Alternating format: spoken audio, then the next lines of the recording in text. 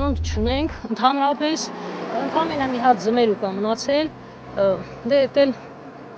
էլ է վերջանալու։ Շատ ցավալի վիճակում է հայտնվել այսօր Արցախցին։ Այստեղից մինչև Մարտակերտի հիվանդանոց մի 3-4 կիլոմետր կա, հաստատ կլինի։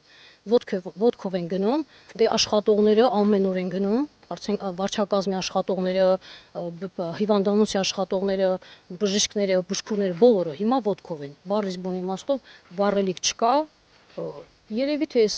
քաղաքային այս Ստեփանակերտ, Մարտակերտ այդ ավտոբուսներն ես վախենում եմ էդ չլի արդեն։ Ես վախենում եմ հիմա որ գնամ Ստեփանակերտ, ես վաղը կկարողանամ ընդեղից գամ թե չէ։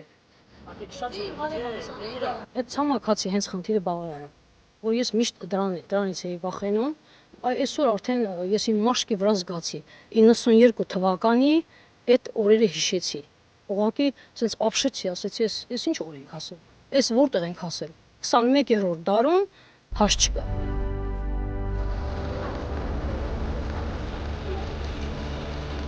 Շտապ պետք ես հասնեի իմ աղջկա մոտ, իմ աղջիկը 40 օրական երեխա ունի, ինձ էր սպասում, որ գնայի օգնեի, սրսկումներ էր ունեցել նոր հիվանդանոցում, ոչ կարողացա գնալ։ Իրավիճակի սղությունը պարզ երևաց, դուք էլ տեսաք։ Էս էլ մեր իրականությունը, որ մի հատ ավտոբուս է, էդ էլ գնալ։